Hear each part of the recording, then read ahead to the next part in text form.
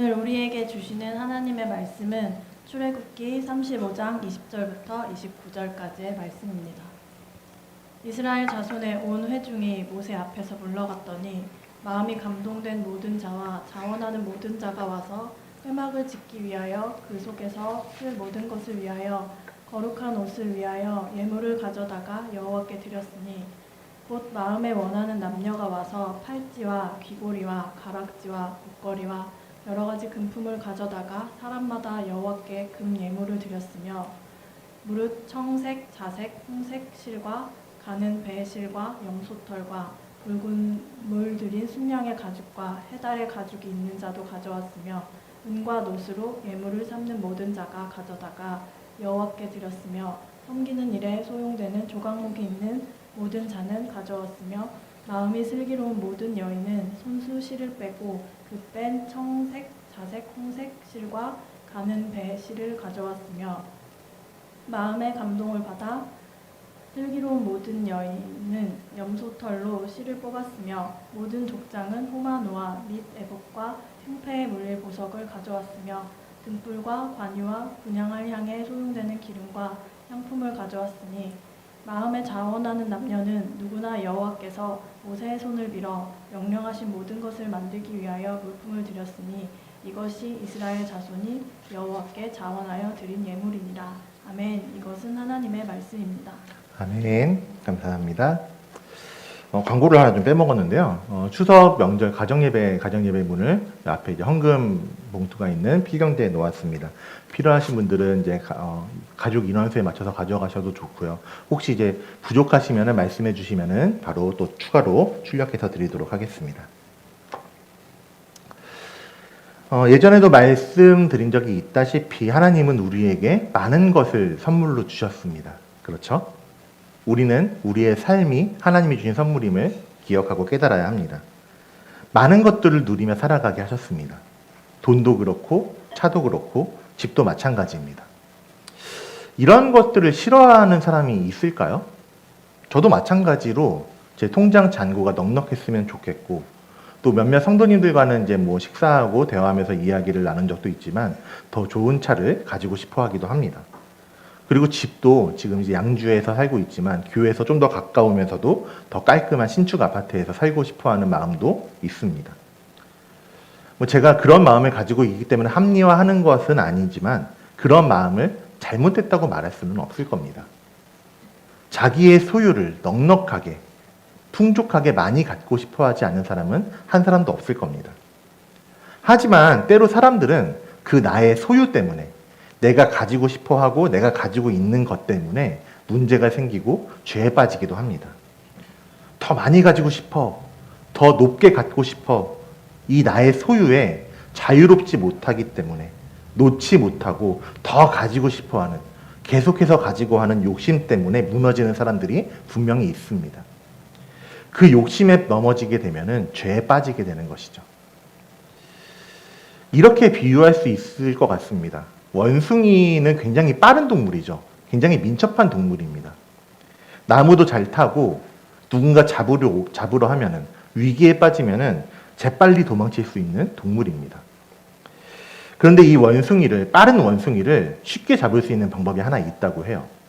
아마 많이 들어보셨을 건데 투명한 박스나 어떤 구멍을 파서 원숭이 손이 겨우 들어갈 만한 조그만 구멍을 팠습니다. 그리고 원숭이가 그걸 발견할 수 있도록 그 구멍 안에 바나나를 하나 넣어 놓습니다. 그럼 원숭이가 지나가다가 바나나를 발견하고 이거를 가져가서 먹으려고 구멍에 손을 딱 넣습니다.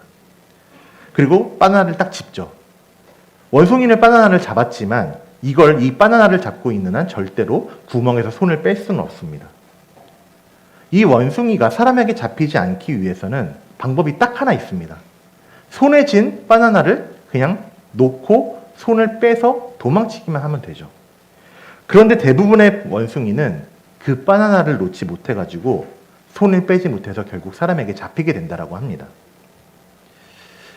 많은 사람들이 이런 원숭이의 이야기처럼 과도하게 소유에 집착하는 모습을 보이기도 합니다. 내가 가진 물건을 놓지 못하고 자유하지 못하고 욕심을 부리면서 더 갖고 싶어하고 더 갖기 위해서 심지어는 부정한 방법, 잘못된 방법을 사용하기도 합니다. 왜 그럴까요? 왜 그렇게 욕심을 부릴까요? 나의 소유가 내 것이라고, 내가 만든 것이라고 여기기 때문일 겁니다. 얼핏 들으면 맞는 말 같기도 합니다. 내가 열심히 노력해서 쌓았고, 내가 열심히 노력해서 이룬 것이고, 이렇게 쌓은 것들이 날 행복하게 만들어줄 수 있다고 생각하기도 합니다. 그렇지만 내 소유가, 내 통장 잔고가, 내 차가, 내 집이 나를 영원히 행복하게 만들어줄 수는 없습니다. 잠깐 즐거울 수는 있겠죠. 잠깐 행복할 수 있겠지만 그것이 영원히 행복하게 만들어줄 수는 없습니다. 우리는 내가 가지고 있는 것, 내 소유가 이것이 어디에서 왔는가를 생각해 보아야 합니다.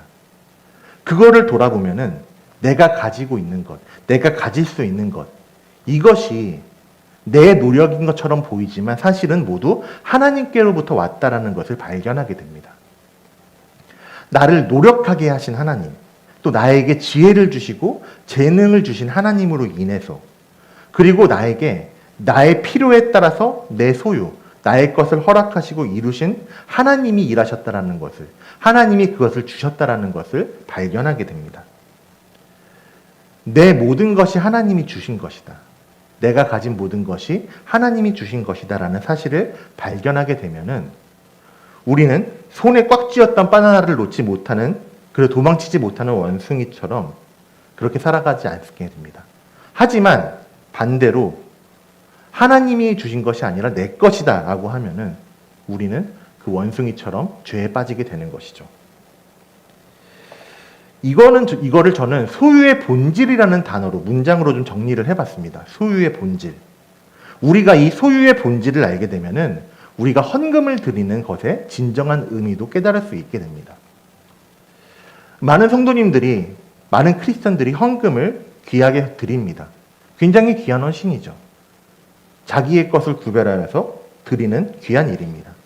그렇지만 우리가 헌금을 드리면서 기억해야 할 일이 한 가지 있습니다. 그것은 무엇이냐면, 헌금을 드린다는 것은 내가 가진 것, 내 소유를 떼어 드리는 게 아니라 내가 하나님께로부터 받은 것을 하나님께 감사함으로 돌려드리는 감사의 고백의 표현이라는 겁니다. 이게 바로 헌금의 진정한 의미입니다. 내가 가진 모든 것이 하나님께로부터 왔습니다. 이런 고백, 이 감사의 고백이 바로 헌금을 드리는 겁니다. 시편에서는 이렇게 말씀하고 있는데요. 땅과 거기 충만한 것과 그 중에 거하는 자가 다 여호와의 것이로다. 하나님께로부터 왔다. 하나님의 것이라고 말씀하고 고백하고 있습니다. 내가 가진 것, 내게 주신 것이 다 하나님의 것이기에 하나님이 주신 것을 그대로 올려드립니다. 감사의 고백을 드립니다라는 의미로 11조도 드리는 겁니다. 내 것이 아니라, 내가 노력해서 내 재능으로, 내 힘으로 이룬 것이 아니라 하나님이 주셨다라는 고백이 바로 11조이고 또 여러 가지 헌금의 모양입니다. 하나님께 우리의 마음, 우리의 삶을 드리는 것도 마찬가지입니다. 하나님은 우리를 하나님의 형상대로 만드신 창조주 하나님이시죠. 내가 하나님께로부터 온 것이기 때문에 우리는 나의 삶을, 나의 마음을 헌신하여 드릴 수 있게 되는 겁니다. 나 스스로 있는 것이 아니라 하나님께로부터 내가 왔기 때문에 하나님께 감사하는 고백으로 내가 헌신할 수 있다는 겁니다. 내 삶의 주인은 나야, 내 거야, 내 삶이야. 이렇게 생각하면 절대로 나에게 있는 것을 놓지 못합니다. 그렇지만 나 자신을 비롯한, 나의 삶을 비롯한 모든 것이 하나님께로부터 왔다는 것을 알고 있고 우리가 믿고 있기 때문에 우리는 나의 마음을, 그리고 나의 삶을 하나님께 헌신하여 드릴 수 있는 겁니다. 세상 가운데 정말 귀하게 헌신하는 많은 사람들이 있죠. 어떻게 그렇게 할 수가 있을까? 어떻게 저렇게 살아갈 수 있을까? 내가 가진 것이, 내 자신이 하나님께로부터 받은 것임을, 하나님께로부터 왔다는 것을 알고 있기 때문에 그런 삶을 헌신하며 살아갈 수 있는 겁니다. 우리가 그리스도인으로 산다는 것은 구원받은 하나님의 백성으로 살아가는 것, 나의 삶을 드림과 동시에 예수님이 우리에게 말씀하신 그 지상 명령, 마태복음 28장의 말씀을 지키는 삶을 살아간다는 것이 하나님의 백성으로 살아간다는 것입니다. 우리 이 말씀, 예수님이 우리에게 부탁하신 그 말씀을 같이 한번 좀 볼까요? 함께 읽어보도록 하겠습니다. 그러므로 너희는 가서 모든 민족을 제자로 삼아 아버지와 아들과 성령의 이름으로 세례를 베풀고 내가 너희에게 분부한 모든 것을 가르쳐 지키게 하라. 볼지어다 내가 세상 끝날까지 너희와 항상 함께 있으리라 하시니라. 하나님은 결국에는 이 사실을 우리에게 깨닫게 하십니다. 우리 자신이, 우리가 가진 모든 것이, 우리의 모든 소유가 하나님께로부터 왔다는 것을 발견하게 하시고, 그래서 우리가 하나님의 말씀을 가서 전하라는 명령을 깨닫게 하십니다. 그래서 죄인이었던 우리의 삶을 돌이키게 하시고 우리에서 머무르는 것이 아니라 가서 전하게 하신다는 것을 말씀을 통해서 발견하게 하십니다. 우리가 가서 전할 수 있는 것, 그것은 하나님께로부터 내가 왔기 때문에 그 명령을 따라서 순종할 수 있는 겁니다. 창세기 46장에서 야곱, 이스라엘로 그 이름이 바뀌었죠. 이름이 바뀌었던 야곱은 죽은 줄 알았던 아들, 사랑하는 아들 요셉이 살아있다는 소식에 그 소식을 듣자마자 곧바로 그 모든 자기의 재산들, 소유를 이끌고 애굽으로 올라갔다라고 기록하고 있습니다. 그러면 430년이 지났을 때 이스라엘 백성들, 출애굽했을 때 이스라엘 백성들은 여전히 야곱의 그 소유물들, 가축과 재물을 가지고 있었을까요? 야곱과 그의 자녀들이 애굽으로 들어갔을 그 초기에는 재산이 유지되고 더 번성했을 것이라고 보아야 합니다. 왜냐하면 아들이었던 요셉이 애굽의 총리였고 또 야곱도 자기의 모든 소유를 가지고 애굽 땅, 고센 땅으로 들어갔다라고 성경은 기록하고 있기 때문입니다. 그렇지만 출애굽기 1장 8절에서는 400년이 넘는 시간이 지난 후에는 훗날 요셉을 알지 못하는 새 왕이 일어나 히브리 사람 이스라엘에게 강제 노역을 시키면서 그들을 노예로 살게 하였다라고 성경은 기록하고 있습니다. 그 당시에 애굽은 노예를 인정하는 나라였습니다. 노예 제도가 있는 사회에서 노예 신분을 가지고 있는 사람이 자기의 재산을 쌓는 것이란, 모으고 간직하고 있기란 굉장히 어려웠을 겁니다. 원래 그들의 조상들, 야곱으로부터 시작된 그 조상들이 가지고 있던 많은 소유를 400년이 넘는 시간 동안 노예로 부리는 애굽 사람들이 뺏어가고 착취했을 가능성이 있습니다. 하지만 어느 정도의 가축은, 어느 정도의 재산은 이스라엘 사람들의 소유로 남아 있었다라고 보아야 합니다. 그 당시에는 가축이, 동물이 재산의 척도였는데 많지는 않았겠지만 그 소유를 어느 정도 가지고 있었을 거라고 보아야 합니다. 이스라엘 백성들이 애굽을 탈출하는 12장에서는 장정, 성인 남자만 60만 명이 있었고 또 60만 명 히브리 사람들과 함께 잡족이 함께 살고 있었다고 기록하고 있는데요. 이거는 히브리 사람들, 이스라엘 사람들뿐만이 아니라 피가 섞인 혼혈 사람들, 혼혈인들, 그리고 애굽 사람이지만 이집트 사람이지만 하나님을 믿고 이스라엘 사람들을 따라 나온 사람들을 의미합니다. 60만 명의 그렇게 이스라엘 백성들을 따라 나온 사람들이 있었다는 겁니다. 그리고 이 수에는 여자와 어린아이의 수는 세지 않았죠. 이 많은 사람들과 함께 양과 소와 심이 많은 가축이 함께 하였다라고 12장에서는 기록하고 있습니다. 이스라엘은 원래 목축업을 하는 유목민들이었습니다. 그렇기 때문에 아무리 이스라엘 사람들이 이집트에서 애굽에서 노예 신분으로 고통을 겪었다 할지라도 어느 정도의 가축은 이스라엘의 소유로 유지가 되었을 겁니다. 사람들의, 백성들의 수가 많았기 때문에 양과 소와 심이 많은 가축이 있었다라고 성경은 이야기하고 있는 겁니다. 또 출애굽기 9장에서도 출애굽하기 전에도 이스라엘 백성들에게 가축들이 있었다라는 것을 보여주고 있습니다. 출애굽기 9장에서는 하나님이 애굽 땅에 가축들, 애굽 사람들의 가축이 죽는 재앙을 내리시는데 이때 하나님이 이스라엘의 가축과 애굽 사람들의 가축을 구별하셔서 이스라엘에게 속한 가축들은 죽지 아니하게 하셨다라고 기록하고 있습니다. 이런 말씀들을 통해서 이스라엘 사람들은 노예로 살아가지만 어느 정도의 가축은 유지하고 있었고 그것을 가지고 애굽을 탈출했다라고 볼 수 있습니다. 그런데 이스라엘 백성들이 자기들이 키우던 가축, 양이나 소만 데리고 애굽을 탈출하지 않았습니다. 하나님께서는 또 다른 것들을 가지고 이 이집트를 나오게 하셨습니다. 이 말씀 한번 보실까요? 출애굽기 12장 35절 36절인데요. 이스라엘 자손이 모세의 말대로 하여 애굽 사람에게 은금 패물과 의복을 구하매 여호와께서 애굽 사람들에게 이스라엘 백성에게 은혜를 입히게 하사 그들이 구하는 대로 주게 하심으로 그들이 이스라엘 백성들이 애굽 사람의 물품을 취하였더라라고 기록하고 있습니다. 이 말씀에서 은금 패물과 의복은 원래 이스라엘 사람들의 거가 아니라 이스라엘이 갖고 있다가 뺏긴 게 아니라 애굽 사람들이 가지고 있었던 것이었습니다. 애굽 사람들이 가지고 있는 것을 구하니까 주게 하셨다라는 겁니다. 이거를 하나님이 받게 하셨다라고 성경은 이야기하고 있죠. 하나님은 왜 애굽 사람들에게 은금 패물과 의복을 이스라엘 사람들에게 주게 하셨을까요? 왜 이스라엘 사람들이 이것을 애굽 사람들에게 받아서 가지고 나오게 하셨을까요? 12장에서는 그 이유를 말씀하고 있지 않은데 시간이 지나서 25장에서 그 이유를 말씀하십니다. 출애굽기 25장에서는 성막을 지을 예물에 대해서 말씀하시고 있는데 그것이 금과 은과 놋, 실과 가죽, 향품, 보석이라고 이야기하고 있습니다.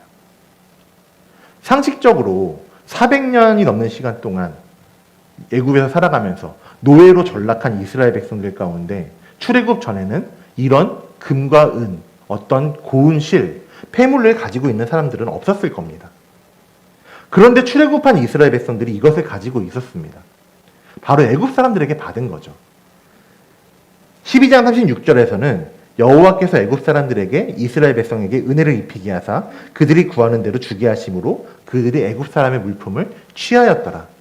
이 은과 금과 고운 실들이 애굽 사람들이 가지고 있던 것, 애굽 사람들에게 받은 것이라고 이야기하고 있습니다. 방금 말씀드렸던 것처럼 12장에서는 그 이유를 말씀하시지 않지만 25장을 통해서 비로소 그것을 가지고 나오게 하신 이유가 하나님이 거하실 성소, 성막을 만들게 하기 위한 하나님의 뜻과 계획이었다는 것을 비로소 발견하게 됩니다. 하나님은 그 12장에서 애굽 사람들에게 폐물을 받게 하신 것이 성소, 이 하나님이 거하실 성막을 짓게 하기 위함이었다고 말씀하고 있습니다. 그런데 사람들은 그렇게 하나님의 은혜로 애굽 사람들에게 받은 은금과 폐물을 잘못 사용했습니다.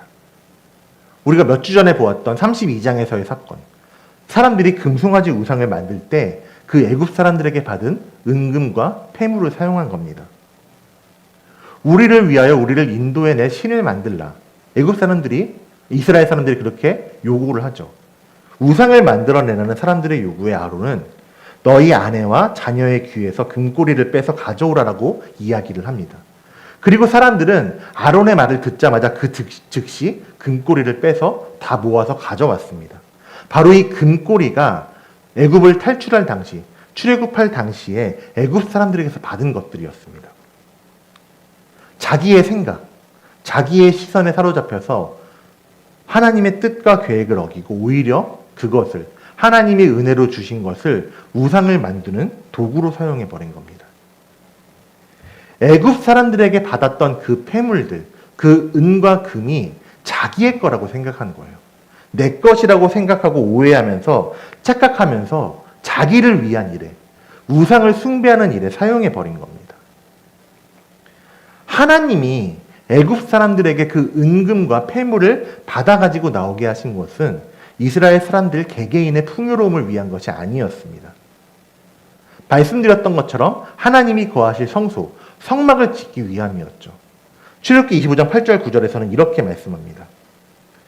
내가 그들 중에 거할 성소를 그들이 나를 위하여 짓되 물은 내가 내게 보이는 모양대로 장막을 짓고 기구들도 그 모양을 따라 지을지니라. 이것을 위해서 하나님은 애굽 사람들에게 그 은금과 폐물을 받아가지고 나오게 하셨습니다. 하나님의 계획이 바로 이것이었습니다. 그런데 이스라엘 백성들은 애굽 사람들에게 받은 그 은금 폐물이 자기의 것이라고, 자기 소유라고 생각했습니다. 그래서 내 거니까 내 마음대로 사용할 수 있지라고 생각했을 겁니다. 그것을 금송아지 우상을 만드는 데 사용해 버린 거죠. 그게 얼마나 큰 착각이었겠어요. 그게 얼마나 큰 죄였겠습니까? 결국 이 일 때문에, 자기의 것이라고 오해하는 그 생각 때문에 이스라엘 백성들을 진멸하시겠다는 하나님의 큰 진노가 있었습니다. 그동안 하나님께서는 내 백성, 하나님의 백성이라고 이스라엘을 부르셨는데 이 사건 이후에 이스라엘은 이 사건 이후에 모세에게 하나님이 이렇게 말씀하십니다. 네 백성, 모세 너의 백성이라고 말씀하십니다. 하나님의 백성이 그 관계가 끊어져 버리게 된 겁니다.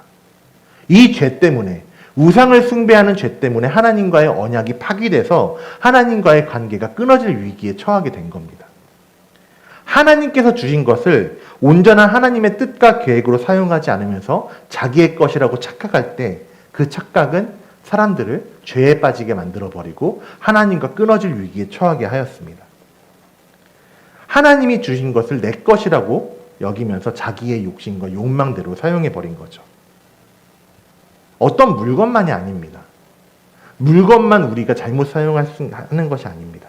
우리의 시간, 우리의 재능, 그 모든 것이 하나님께로부터 받은 것인데 우리가 이것을 내 것이라고 오해하고 잘못 생각하게 되면은 내 마음대로 할 수 있다라고 착각하게 된다면은 결국 그것은 나에게 또 다른 우상이 되어서 우리를 죄에 얽매이게 할 겁니다. 이스라엘 백성들의 모습은 그 사실을 우리에게 이렇게 보여주고 있는 겁니다. 이 죄 때문에 이스라엘 백성들은 하나님과의 관계가 완전히 끊어져 버릴 위기에 처하게 됩니다. 하나님께서는 이 모습을 보시고 목이 곧은 백성들을 내가 진멸하고 모세로부터 시작되는 새로운 언약 백성을 만들겠다라고 말씀하셨죠. 그만큼 이 죄가 얼마나 큰 것인지 우리에게 보여주고 있습니다. 그렇지만 하나님은 그 뜻을 돌이키셨습니다. 우리가 말씀을 통해 보았다시피 모세의 중보기도로 그 뜻, 진멸하시고자 하는 뜻을 돌이키셨죠. 그리고 약속하신 가나안 땅으로 이스라엘이 들어가도록 인도는 하시겠지만 나는 그곳으로 함께 가지 아니하시겠다라는 말씀도 다 마찬가지로 모세의 기도로 돌이키시고 다시 한번 이스라엘을 위한 언약을 세우셨습니다. 모세가 시내산에서 내려오면서 이스라엘 사람들이 우상을 숭배하는 그 모습을 보고 너무 화가 나가지고 하나님께로부터 받은 그 돌판을 산 밑으로 던져서 깨트려 버렸습니다. 하나님은 그렇게 깨져버린 돌판을 다시 한번 준비하게 하셔서 하나님의 백성이 지켜야 할 그 계명들을 다시 주셨습니다. 그리고 하나님께서는 거기서 끝나지 않고 하나님의 은혜로 가지게 하신 것, 그 은금과 폐물을 다시 한번 온전하게 사용하도록 말씀하시고 있습니다. 오늘 본문 우리가 35장 20절부터 봤는데 그 앞부분 35장 4절부터 19절을 통해서 모세는 하나님의 명령을 백성들에게 전합니다. 금, 은, 놋과 실, 염소의 털 이런 폐물들을 성막을 만들기 위해서 드리라고 명령합니다. 아까도 말씀드렸던 것처럼 이것들은 애굽을 빠져나올 때, 이집트를 빠져나올 때 애굽 사람들에게 받은 폐물들이었습니다. 애굽에서 가져온 것들을 원래 온전한 목적대로 사용할 수 있도록 하라고 하나님 말씀하십니다. 그리고 중요한 것은 이거를 강제적으로 내라, 의무적으로 내라 말씀하시지 않았습니다. 5절에서는 이렇게 말씀하고 있습니다. 너희의 소유 중에서 너희는 여호와께 드릴 것을 택하되 마음에 원하는 자는 누구든지 그것을 가져다가 여호와께 드릴지니. 마음에 원하는 자. 마음에 원하는 자는 그것을 여호와께 드리라고, 가지고 있는 것을 의무적으로 강제적으로 내라는 말씀이 아니라 자발적으로 드리라고 말씀하고 있습니다. 우리는 이 말씀을 통해서 하나님 마음을 발견할 수 있습니다. 하나님이 원하시는 것은 그 물건이 아니라 어떤 예물이 아니라 드리는 사람의 그 마음 자체라는 겁니다. 하나님은 고작 물건 따위를 원하시는 분이 아니라 그 드리는 사람의 자원하는 마음, 마음에 원하는 대로 감동을 받아 스스로 드리는 그 마음을 원하시는 겁니다. 그동안 자기들의 노력이고 자기들의 성과라고 우리가 열심히 살아서 얻은 것이기 때문에 내 마음대로 할 수 있다고 오해하면서 하나님이 주신 것을 멋대로 사용해서 우상을 만들었던 이스라엘 백성들이 바뀌었다라는 것을 오늘 말씀에서는 우리가 볼 수 있습니다. 이 하나님의 뜻을 전하는 백성들에게 전하는 모세의 말을 듣고서 사람들은 모세 앞으로 몰려갔습니다. 21절에서 그 이유를 설명하고 있는데요. 마음에 감동된 자와 자원하는 사람들이 여호와 하나님께 예물을 드리기 위해서였다라고 말씀합니다. 이전에 그 은금 폐물로 하나님이 위한 것이 아니라 자기들을 위한 우상을 만들려던 사람들은 이제 하나님의 말씀을 다시 듣고 하나님의 은혜를 다시 깨달아 변하게 됩니다. 그리고 그 변함은 하나님이 주신 것들을 원래의 목적대로 온전하게 사용하기 시작하였습니다. 오늘 말씀 35장 20절부터 29절이랑 35절 4절부터 19절을 함께 병행해서 보아야 할 필요가 있습니다. 하나님은 강제가 아니라 자발적으로 마음이 감동된 자가 성막을 드린 예물을 자원하여 드리라고 말씀하셨습니다. 백성들은 그 말씀대로 마음에 감동하여서 자원하여 예물을 드렸습니다. 성막을 지을 금과 은, 놋을 자기들의 팔찌와 귀고리, 반지와 목걸이로 예물을 드리고 또 은과 놋을 가지고 있는 사람들도 그것을 자원하여 예물로 드려서 성막을 짓는 데 사용하게 하였습니다. 성소와 휘장을 만들기 위한 청색, 자색, 홍색 실과 가는 배실과 염소의 털, 이 귀한 실들, 귀한 폐물들을 하나님이 말씀하신 대로 그대로 가져와서 드렸습니다. 호마노, 보석, 이것도 보석인데요. 호마노와 또 에봇과 흉패에 물릴 보석들도 가져왔고 등불과 관유, 기름과 향품, 이 모든 것들을 하나님께 자원하여 드렸습니다. 하나님께서 마찬가지로 모세에게 말씀하신 그대로 자원하여서 순종하여 드린 겁니다. 이런 모습들이, 자기가 자원하여 드린 모습들이 그냥 사람의 감동과 사람의 어떤 결단만으로 이루어진 걸까요? 그렇지 않습니다. 우리는 죄를 지었던, 우상을 만들었던 이스라엘 백성들을 변화시키시고 회복시키시는, 그래서 감동을 주시고 그 마음에 자원하게 하셔서 결단하게 하시는 하나님의 일하심을 바라볼 수 있게 됩니다. 원래 이스라엘 백성들은 착각에 빠져서 죄를 지었습니다. 우상을 숭배하는 죄를 지었죠. 그로 인해서 진노하셨던 하나님은 그렇지만 그 백성을 포기하지 않으셨습니다. 그래서 끝내 죄를 지었던 그 옛날 모습에서 돌이켜서 마음에 자원하여 드릴 수 있도록, 죄의 길에서 돌이키도록, 하나님께로 돌아가도록 인도해 주십니다. 그럼으로써 하나님의 백성으로 하나님의 뜻에 합당하게 살아가도록 인도해 주시는 하나님이심을 우리가 볼 수 있는 겁니다. 사람들은 하나님 말씀에 순종하여서 자기가 소유하고 있던 하나님이 은혜로 주셨던 예물들을 자원하여 드림으로써 더 큰 하나님의 은혜를 보물로 받게 되었습니다. 하나님의 언약을 지키게 하시고 하나님을 예배하며 하나님과 동행하는 하나님의 백성의 삶을 사는 그 귀한 보물, 진정한 보물을 받게 된 것입니다. 내가 가지고 있는 물건들이 보물이 아니라, 그 유한한 것들이 보물이 아니라 하나님과 함께하는 삶이 진정한 보물이라고 깨닫게 하신 겁니다. 오늘날도 마찬가지일 겁니다. 누군가는 은과 금, 귀한 폐물들이 보물이라고 생각하기도 합니다. 세상적인 관점에서는 그것은 귀한 보물이 될 수 있죠. 그리고 그건 역시도 굉장히 귀한 것입니다. 그렇지만 하나님은 그것보다 더 좋은 것, 더 진정한 보물을 우리를 위해서 준비해 놓으셨습니다. 하나님이 우리에게 준비해 놓으시고 주시는 진정한 보물은 그저 일시적인 즐거움과 만족을 위한 것이 아닙니다. 지금 이 세상만을 위한 보물이 아닙니다. 하나님이 우리에게 주신 보물은 하나님의 은혜 안에서 살아가면서 하나님과 동행하는 삶을 살아가도록, 그래서 하나님의 백성으로 살아가도록 인도하시는 삶이 바로 우리에게 주신 보물입니다. 우상 숭배의 죄를 지었던, 하나님 말씀에 불순종했던 이스라엘, 그래서 하나님과의 관계가 끊어질 위기에 처하고 진멸당할 뻔했지만 하나님은 그들을 포기하지 않으셨고 결국 하나님의 온전한 뜻에 순종하게 하셔서 그 기쁨으로 예물을 드리게 하셔서 보물을 드리고 또 진정한 보물을 받게 하셨습니다. 하나님은 우리에게 많은 것을 주셨고 또 각 사람의 필요를 따라서 가장 필요한 것을 주셨습니다. 그리고 그것들은 결국 우리의 삶에서 하나님의 영광을 높이고 하나님의 영광을 드러내는 삶의 예배에 사용되어야 합니다. 우리는 하나님이 내게 주신 것들을 온전하게, 제대로 하나님의 뜻에 맞게 사용해야 합니다. 지금 내 눈앞에 있는 것보다 더 큰 좋은 것, 하나님의 동행하심을 바라봐야 합니다.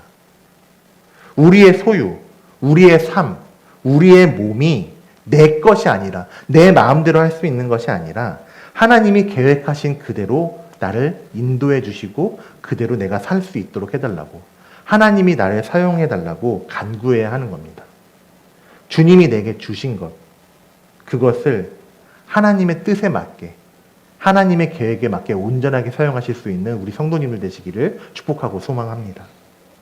그래서 이 말로 다 설명할 수 없는 놀라운 보물들, 하나님을 예배하고 하나님과 함께하는 그 기쁨의 삶을 누리시는, 우리를 품으시고 안으셔서 보호하고 지켜주시는 하나님과 함께하시고 우리의 구원자 되시는 예수 그리스도를 힘입어서 하나님과 동행하며 살아가시는 우리 예수 소망교회 모든 성도님들 되시기를 주님의 이름으로 축복하고 소망합니다. 함께 우리 결단하며 찬양하겠습니다. 보물이라는 찬양, 이 가사를 통해서 나에게 주신 진정한 보물들, 그 진정한 은혜를 함께 고백하며 나아갔으면 좋겠습니다.